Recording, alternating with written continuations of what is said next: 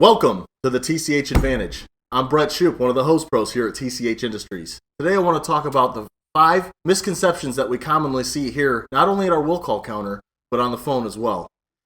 The first thing I want to talk about is minimum bend radius versus force to bend. A common misconception is when you see a hose in the catalog with a bend radius of 2 inches, oh boy, it must be very flexible. Not necessarily. What I've got here is 2 different types of hoses. This is a hydraulic suction hose by Eaton Weatherhead. The minimum bend radius is 6 inches. As you can see, it's taking quite a bit of strength to bend this. What I've got here is a food and beverage hose from Parker. This is a 2-inch hose with a 6-inch bend radius as well. It's much easier to bend. My recommendation, if you have a customer that says, I need something that's flexible, have them put their hands on the hose themselves. Let them take a look at it. Just remember, don't confuse minimum bend radius with the hose's ability to flex. That is not the definition. Okay, the second thing that we see from time to time, and this is one that'll crack you up. Customer will come in with a JIC connection and they'll have Teflon tape hanging off the bottom of it. They say, I need a roll of Teflon tape for this. And you say, I don't know, sir. You don't need Teflon tape on JIC. And they say, nah, you need Teflon tape on every thread that you've got. Well, you just have to kind of explain to them that this seat or the seal that happens on a JIC connection is actually achieved on the 37-degree seat. Right here, a pop-up, you'll see how the seat is accomplished on a JIC. A seal is accomplished on a pipe thread via metal-to-metal wedging. Using thread tape on a pipe thread connection will lubricate the thread, allowing a deeper seat. It will also act as an anti-seize for future maintenance. Another topic I want to discuss, and this is one, I got to tell you folks, this is one that I've been in the industry for 13 years and I can't ever remember anyone getting this correct.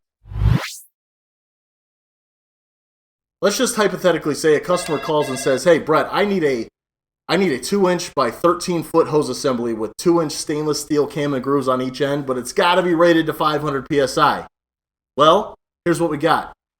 What I'm looking at here is part number 7107. It's called Grizzly by Parker. Rated for 500 PSI. You say to yourself, man, I got this in stock for you, Chief. Then you pull the cam and grooves.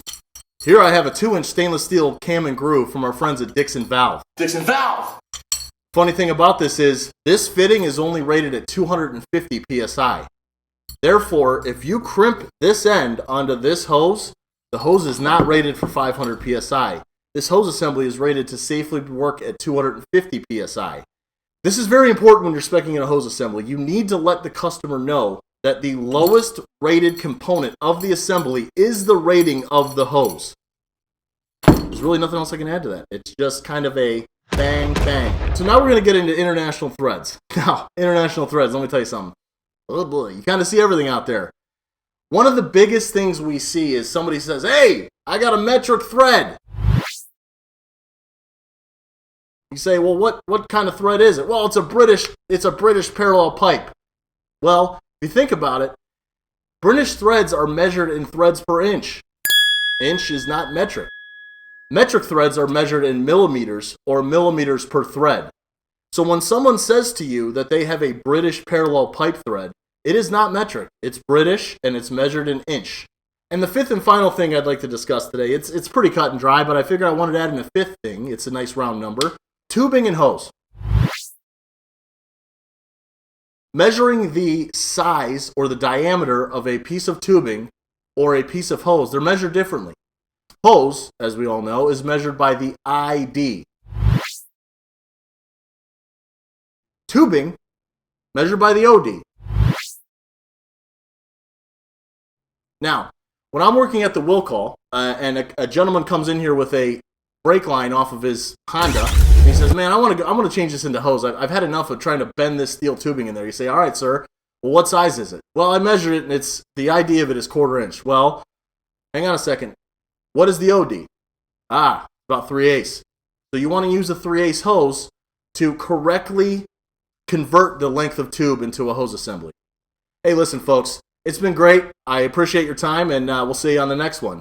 This is Brett SHOOP, signing off.